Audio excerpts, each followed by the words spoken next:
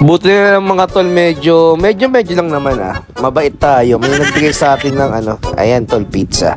Syempre mga tol, papalagpasin ba natin na hindi gawan to ng video. So ayan tol, tinikman ko. Masarap naman. Tara, samahan nyo kumain ng pizza mga tol. Papakita ko nga pala kung anong brand nito mamaya.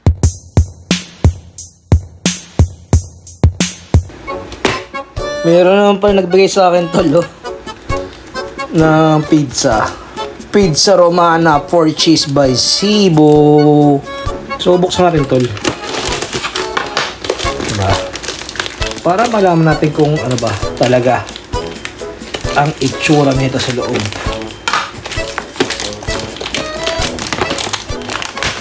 Ayun, at ang ganda. So ayan tol, buksan na natin. Uy, 4 cheese formaggio. So, pwede naman siya diretso na sa oven tol. Diba? Para ka na nagluluto ng homemade pizza. Pero ito gawa na Cibo. So, ayan tol. Tatanggalin ko lang yung plastic, tas prepare ko na. Ayan tol. Tanggalin natin yung plastic. Nakakaano siya Bali, 8 slice yata siya tol. So, ayan. So ayan tol, transfer ko na sa baking pan. Lagyan ko siya ng cheese tol kasi medyo nadurog na yung cheese niya. So okay lang din naman, 'di ba? Mag-add tayo ng maraming cheese mga tol para mas masarap 'di ba yung ating pizza. First time ko lang pala titikman ito mga tol.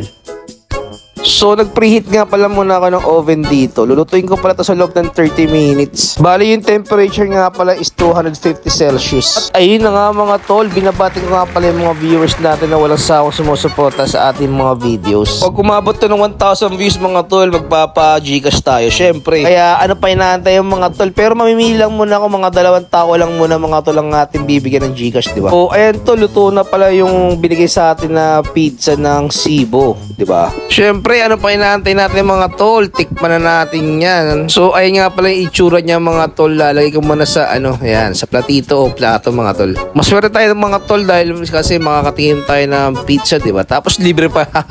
At ayun na nga mga tol, pag umabot ka nga pala sa point ng video na to, pa-comment down below naman sa kaparte naman to, parte ng Pilipinas, para mabati na mga to sa mga next vlogs ko, diba? So ayun nga pala mga tol, tinikman ko na pala tol yung pizza ng Cibo. Masarap naman siya tol, wala naman problema. Mahilig talaga ako tol sa mga na pagkain, kaya naglagay pa ako ng hot sauce. Sa mga gusto pala bumili tol o matikman yung pizza na Cibo, nakalagay na pala dyan tol yung supermarket, pati yung mga tindahan na pwede nyo puntahan. So ayun mga tol, hindi ko na naman alam kung paano ko tatapos itong video na to. Basta alam ko tol, masarap yung pizza nila. Tapos ayun, nyarap!